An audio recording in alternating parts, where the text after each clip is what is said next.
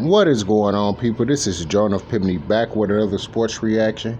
And as you can see from the title of the video, I am just sick and tired of them tired ass flip-flopping Bear fans. My fellow Bear fans, people. So if you're new to the channel, I do almost exclusively Bears content on my channel.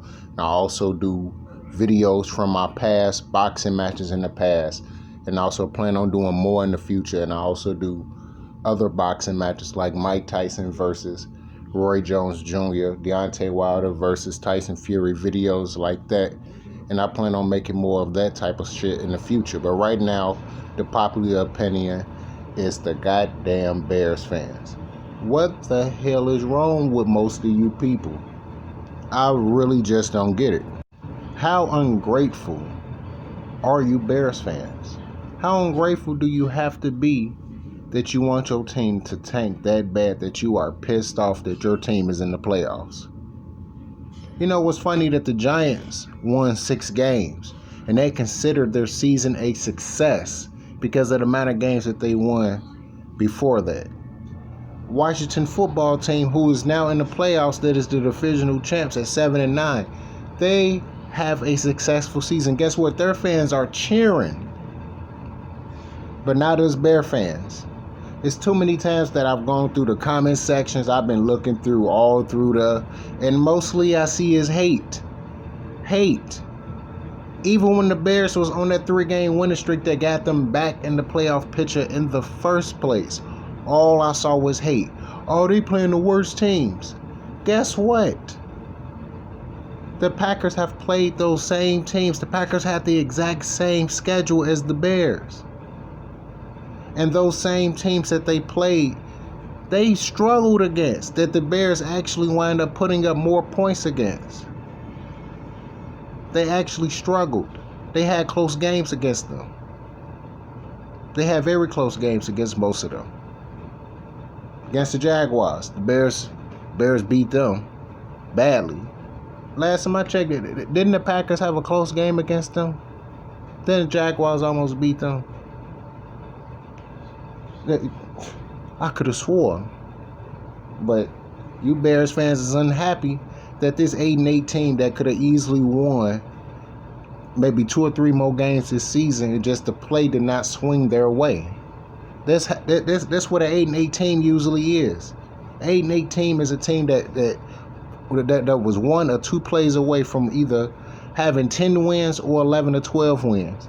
But the ball just didn't swing their way. That's the type of team you basically have that can turn around and make a playoff run. This is not one of those teams that just doesn't have any type of hope, but you really want to hate them that bad. And the simple fact that many of you do not even want to see the Bears in the playoffs lets me know that you are not a real Bears fan. If you're a fan of pages like Slet Daddy TV, YouTubers like that that's supposed to be Bears fans, but hate the Bears so much that every time you see him, he is dogging a team even when they was 12-4. That's not a fan. He is just there to criticize, and y'all love YouTubers like that.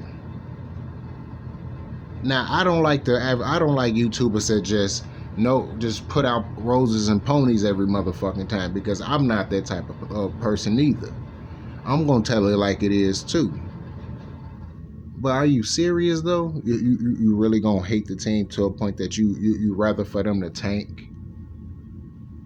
Now, if you watched any of my videos before, I've said it before. What would be the purpose of tanking? To get a quarterback that possibly is going to be good in the NFL? His talent might translate well from college to the NFL. He might not turn out to be another bust that so many teams have had, that you trying to claim Trubisky to be. When last time I checked, not one bust of a quarterback had a winning record. But Trubisky is a bust, but he's 25-13 as a starter. And they're 3-7 without him. But that's supposed to be a bust. But I guess, like I said before, I just don't get you guys. You guys have lost y'all goddamn mind. I just can't believe that you want the Bears to become what the New York Jets is now and what the Lions was throughout the majority of the 2000s. That's basically what you want our Bears team to be. Y'all definitely need to be grateful that the Bears is in the playoffs, and you need to be careful for what you wish for. Be careful what you wish for, Bear fans. Because guess what? Guess what's going to happen if you blow up the team?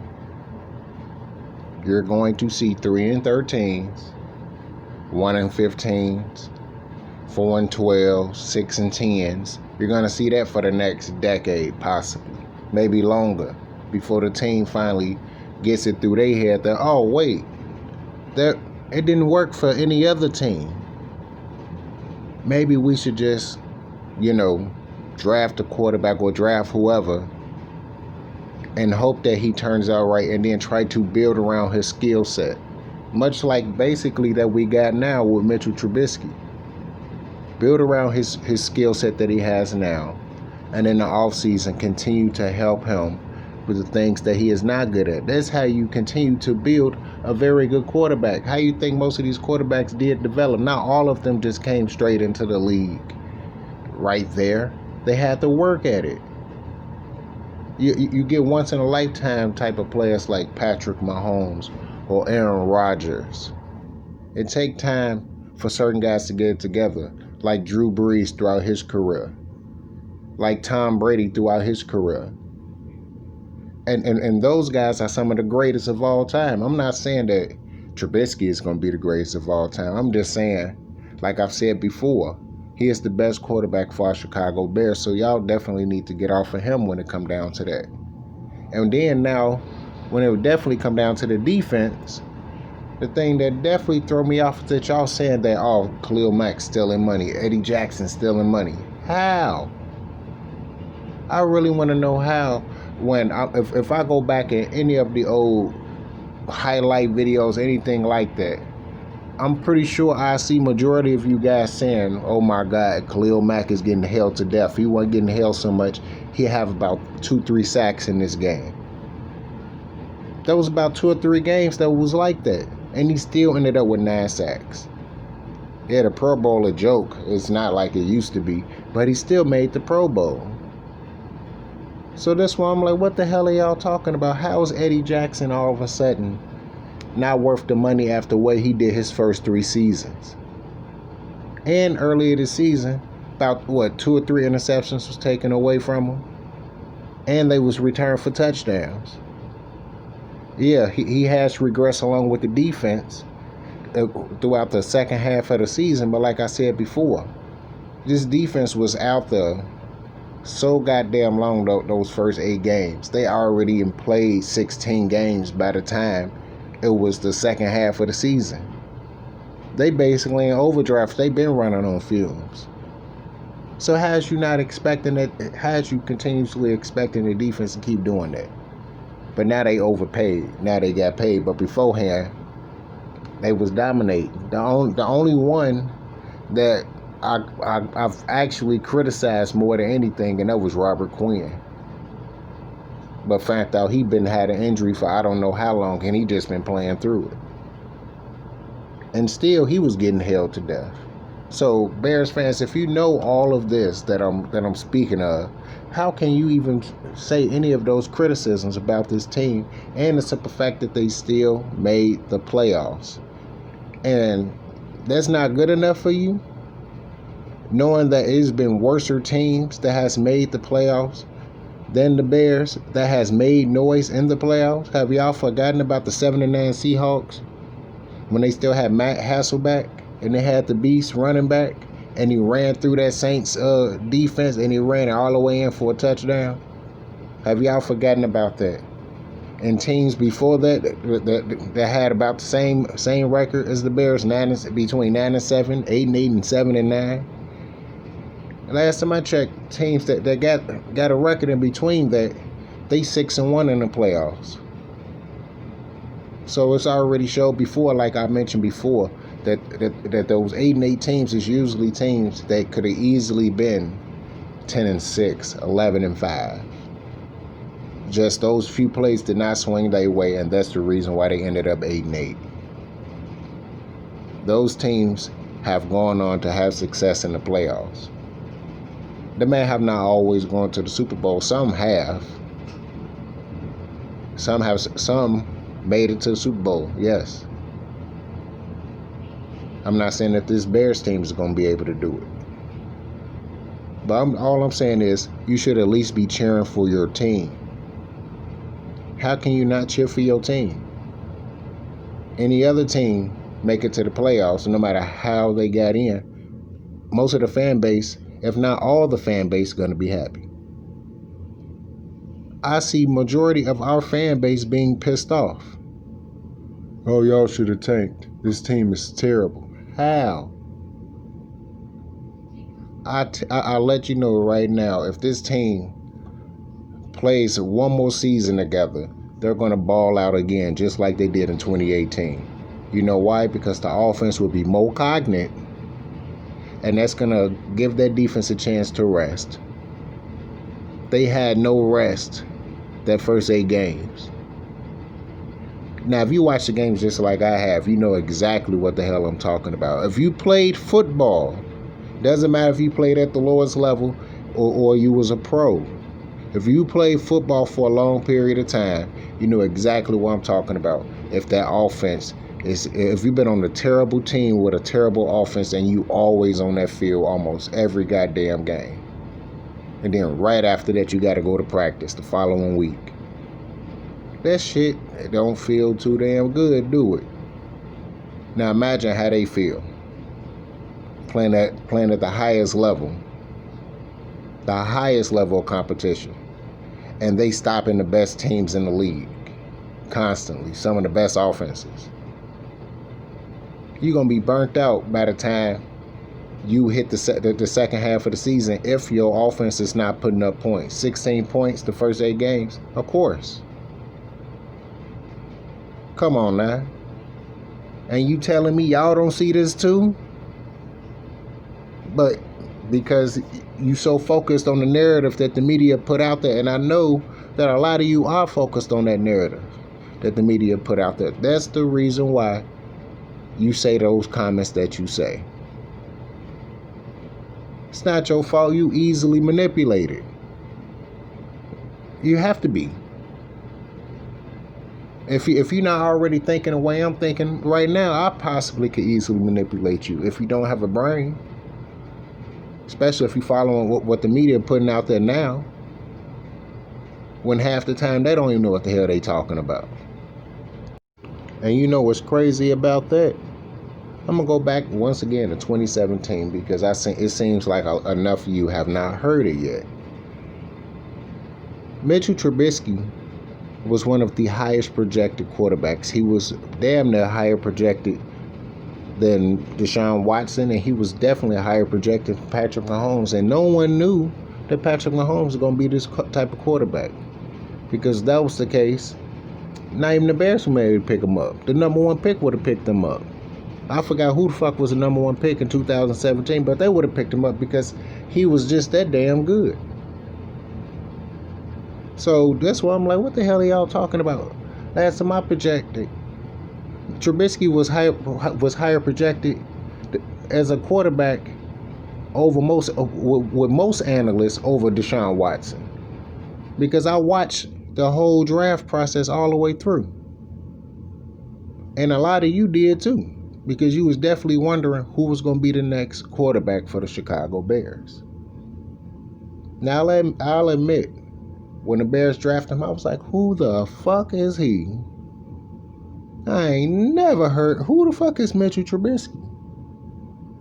Watched his highlight tapes. I watched his games.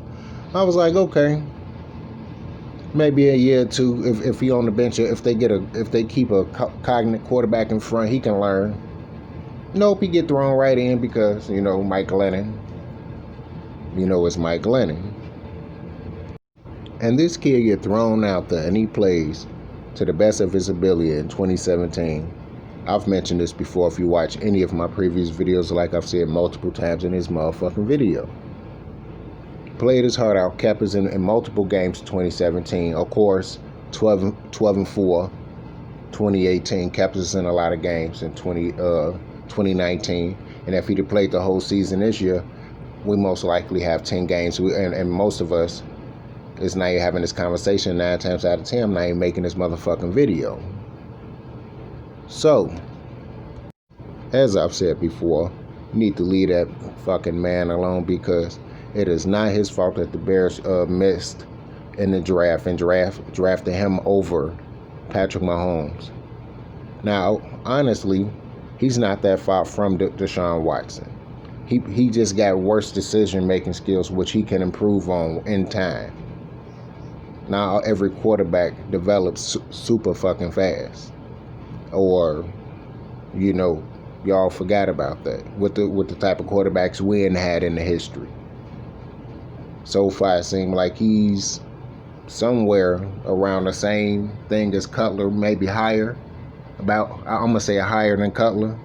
So he's better than Cutler, and he's more accurate.